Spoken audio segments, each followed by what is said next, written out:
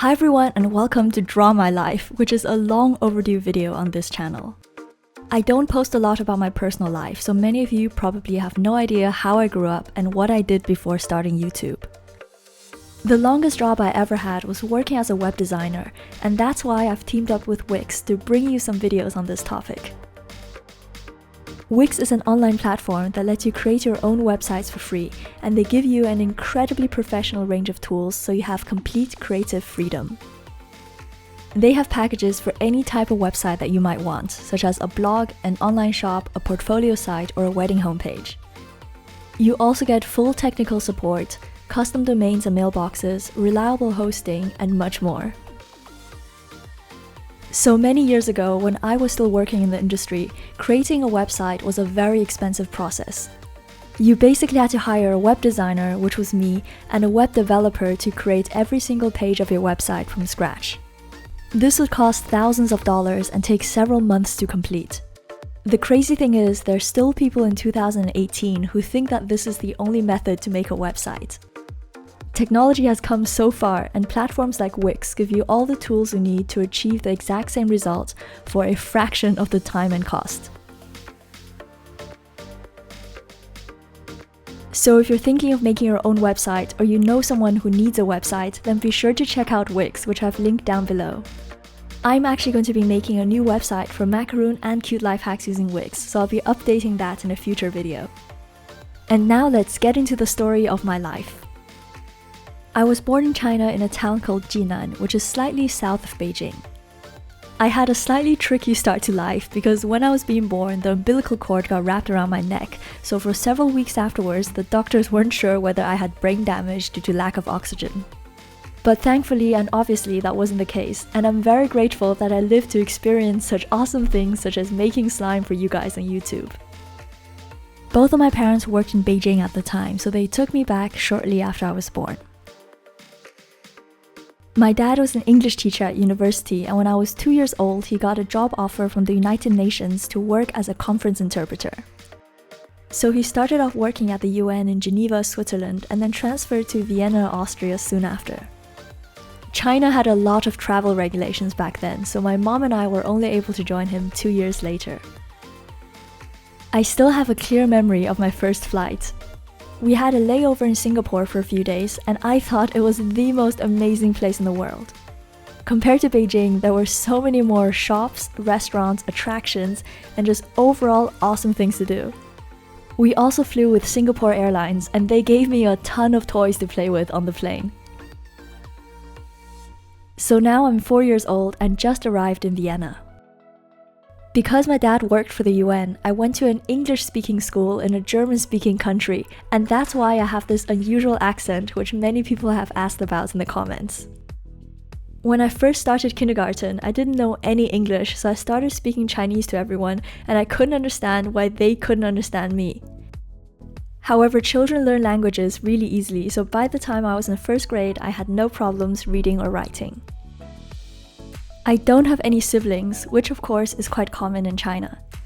This never bothered me because I was so introverted and I love spending time alone, reading, drawing, or crafting. My mom was very creative and she'd often make small toys and dolls for me to play with. When we first got to Austria, we didn't have a lot of money, so my mom DIY'd a lot of my clothes and toys. That stuck with me for a very long time, and it was one of the driving factors behind my channel. Life did get easier for us later on, but I always thought that no expensive console or designer clothes can replace the joy of getting a handmade gift. I went to Vienna International School for 13 years and I loved my time there. I was not one of the popular kids, but I always had a good group of friends, and to this day those are still the people I'm closest to. I know it's almost a cliche for YouTubers to pretend that they were geeky or uncool in high school, but without joking, I was literally the biggest nerd in my grade. I would study for everything and I volunteered for events. I was editor of our yearbook and school magazine, and I also played on the girls' soccer team. When I was about 13, I became increasingly obsessed with Japanese pop culture. I fell in love with mangas, anime, video games, and kawaii brands. I started drawing fan art with the characters from my favorite video games, and I discovered online forums where I could share my work. This was the time when computer graphics and the internet were just taking off, and I realized that I wanted to continue working in this field. So I decided to study graphic design in England, which is the closest English-speaking country to Austria. I arrived in London when I was 18 and started my foundation course in art and design at Central St. Martin's. This was my first time living away from home, and the first year was pretty tough. I always assumed that I could get good grades in art simply because I can draw, but going to university made me realize that your technical skill is only a tiny part of being a successful designer. Real creativity is being able to spot trends and make connections that other people can't see, and then communicating this visually.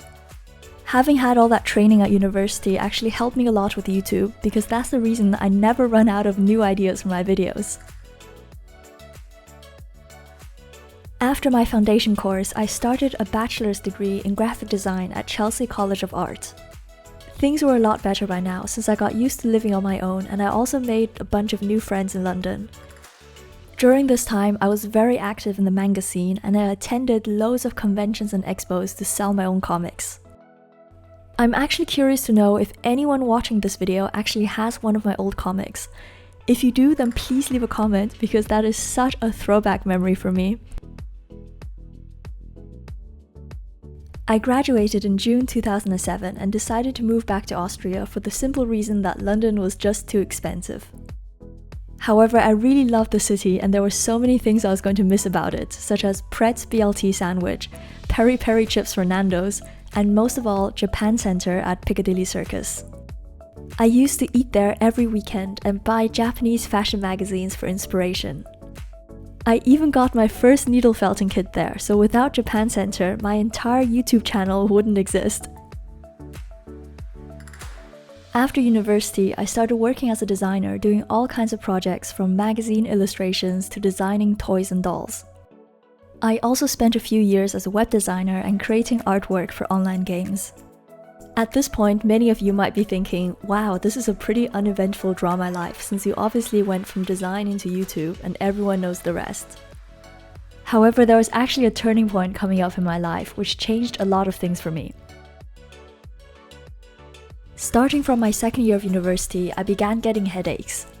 At first, these would happen randomly, but they gradually increased to the point where it was really affecting my life.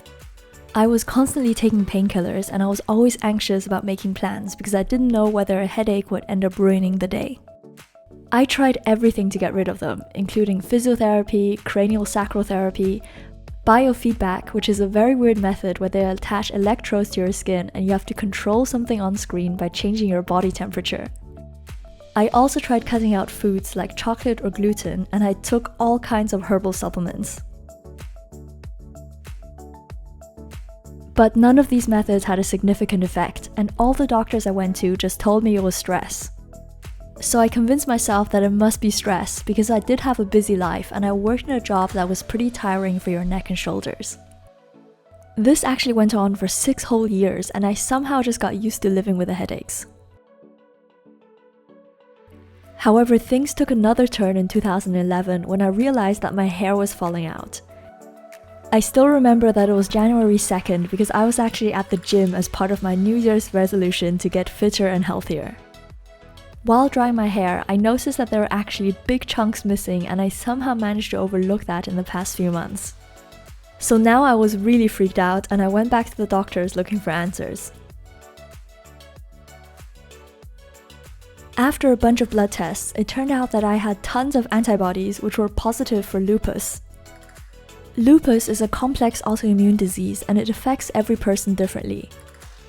Fortunately, in my case, everything was well under control by the time I started YouTube, so that's the reason I've never posted about it on social media, because these days it doesn't affect my life that much.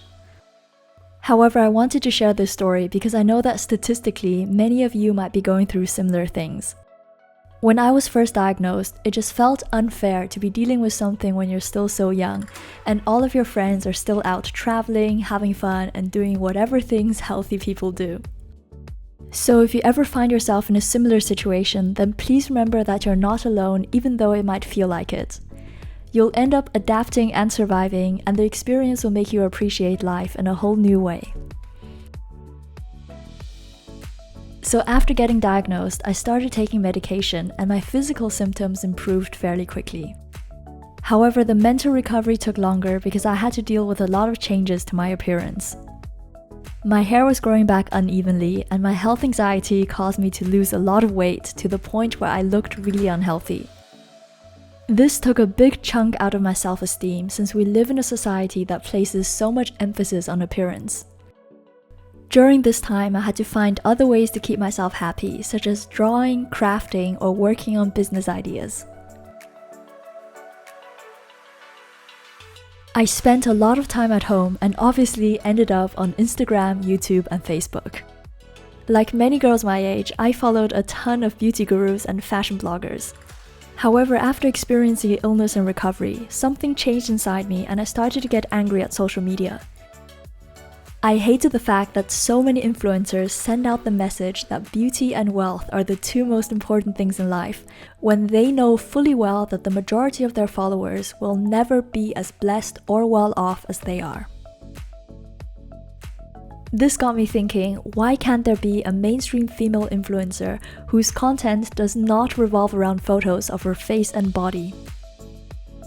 There are hundreds of ways to be happy that don't involve staring at yourself in the mirror. I learned this myself after spending a year working on my design label, and I regained my confidence after my business started succeeding. The idea of an anti-fashion influencer never left my mind, so in 2013 I decided to start a YouTube channel focusing only on creativity. I wanted my followers to create instead of consume. I've also always encouraged people to sell things that they made based on my tutorials, because learning business skills is a huge confidence booster and will be useful for the rest of your life. My original plan was actually to never appear on camera just to prove that appearance isn't important. However, I soon realized that viewers really want to know who's behind the channel, and it would be unfair not to show my face. But even to this day, I don't appear that often in my videos or thumbnails, and I still like staying behind the camera whenever possible. Starting YouTube has been the most fulfilling job I've ever done, and I'm so thankful to each and every one of you for your support. I absolutely plan to do this full time for as long as I can, so there's always going to be videos on both my channels. So now I think you know almost everything about my life, and the only part missing is how I met my husband. This happened around 9 years ago, and I was walking around town with my best friend from high school when we bumped into two guys that she knew from her university. We chatted briefly and then went our separate ways. Later on, I was chatting with my friend on Facebook when I suddenly noticed a ridiculously good-looking guy on her friends list. I asked her who he was, and she said it was Stefan, who was actually one of the guys that we met in town. So then I thought, great, we sort of know each other, so I'm definitely going to send him a friend request. We started messaging each other on Facebook and then met up a few times, and one thing led to the other, and we got married last year. Many of you guys have asked whether Stefan can appear in my videos, and even though he's really supportive of my work on YouTube, he's just not a very social media type of guy. So the only place you might see him are random clips on my Instagram story. My account is Maqaroon, so please go follow me if you haven't done so yet. I really hope you enjoyed this video, and if you have any more questions about my life, then just leave them down below. A big thanks to Wix for sponsoring this video, and be sure to check them out if you want to make your own website. This is Joanna, thank you so much for watching, and I'll see you in my next video. Bye!